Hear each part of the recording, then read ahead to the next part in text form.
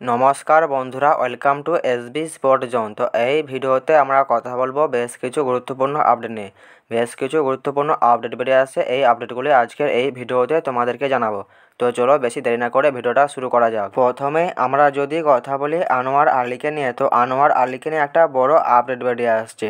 আপডেটটা হলো এটাই যে FIFA regulation on the status and transfer of প্লেয়ার্সে সম্ভাব্য কিছু পরিবর্তন হতে পারে।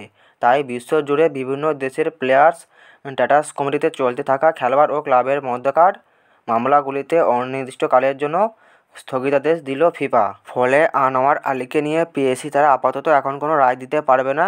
আনোয়ার আলী এখনও তিনি ইস্টবেঙ্গল হয়ে খেলা চালিয়ে দিতে পারবেন। তো ব্যাপারটা হলো এটাই যে ফিফাতে নতুন কিছু পরিবর্তন আসতে চলেছে। তো সেই জন্য বিশ্বজুড়ে যে সকল ক্লাব এবং যে সকল প্লেয়ারদের নিয়ে যেসব মামলা পড়ে আছে সেগুলো এখন স্থগিতাদেশ থাকবে।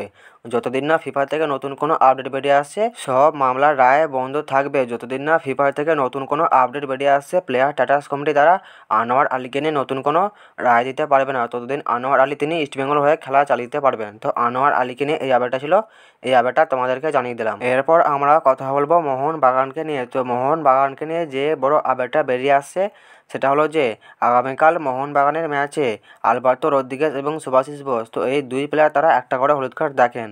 তো আলবার্তো রদ্রিগেজ এবং সুভাশিস বোস তারা এর আগে 3টা করে হলুদ কার্ড দেখে ফেলেছেন। তো সেই জন্য আগামীকালের ম্যাচে তারা একটা করে হলুদ কার্ড দেখার জন্য তাদের 4টে করে হলুদ কার্ড পূর্ণ হয়ে যায়। তো সেই জন্য এই মোহনবাগানের দুই প্লেয়ার তারা পরবর্তী ম্যাচে অ্যাভেলেবেল থাকবে না। তো মোহনবাগানের জন্য খুবই একটা খারাপ খবর এটা বলা যেতেই পারে। এরপর ব্যাপার হলো এটাই যে মোহনবাগানের হেড কোচ জোসে মলিনা তিনি তার পরবর্তী ম্যাচে মানে মোহনবাগানের পরবর্তী ম্যাচে তার দলের ডিফেন্স কেমনভাবে সাজায় এটাই দেখার বিষয়। কারণ তার দলের ডিফেন্সের দুজন খুবই গুরুত্বপূর্ণ প্লেয়ার আলবার্তো রদ্রিগেজ এবং সুভাশিস বোস, তো এই দুজন খুবই গুরুত্বপূর্ণ প্লেয়ারকে তিনি অ্যাভেলেবেল পাবে না।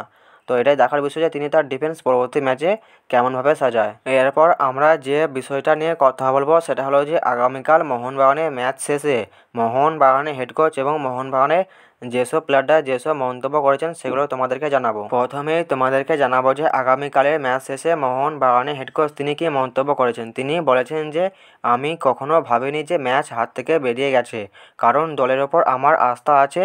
জানতাম যে কোনো সময় গোল হবে, সেই আশাতেই পরিবর্তনগুলো করি যাতে ওরা আমাদের জেতাতে পারে। মাঠে দল নামালে আমি কখনো হাল ছেড়ে দিই না।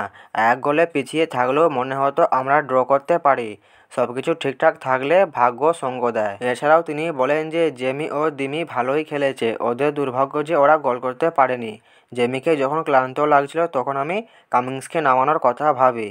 দিমি তখনও ভালো খেলছিল, শেষ দিকে ভালো কিছুর হওয়ার আশায় আমি গ্রেগ স্টুয়ার্টকে নামাই। কামিংসের গোলটা খুবই গুরুত্বপূর্ণ ছিল। আমরা আবার টেবিলের শীর্ষস্থানে উঠেছি।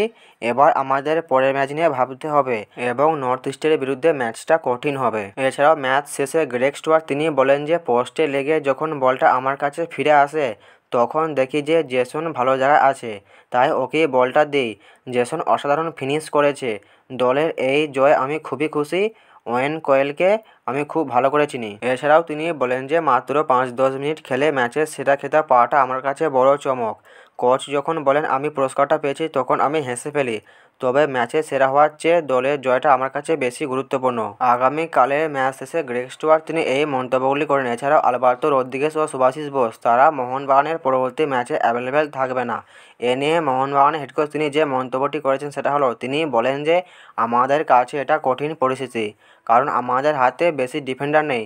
তবে এই সমস্যার একটা উপযুক্ত সমাধান যে পাওয়া যাবে এই ব্যাপারে আমি নিশ্চিত। এটা নিয়ে আমাকে আরও ভাবতে হবে। আমাদের দলের একাধিক খেলোয়াড় বিভিন্ন পজিশনে খেলতে পারে। আগামী সপ্তাহে অনুশীলনে অনেককে দেখতে হবে, দেখা যাক কী উপায় বের হয়। তো আগামীকালের ম্যাচ শেষে মোহনবাগানের হেড কোচ তিনি এই মন্তব্যগুলি করেছেন। তো আজকের এই ভিডিওতে তোমাদেরকে এই আপডেটগুলো জানানো ছিল। এই আপডেটগুলো তোমাদেরকে জানিয়ে দিলাম। ভিডিওটা যদি ভালো লাগে ভিডিওটা অবশ্যই একটা লাইক করে দিও। যারা আমাদের চ্যানেলে প্রথমবার আসবে চ্যানেলটা অবশ্যই সাবস্ক্রাইব করে দিও। তো দেখা হচ্ছে নেক্সট কোনো একটা ভিডিওতে।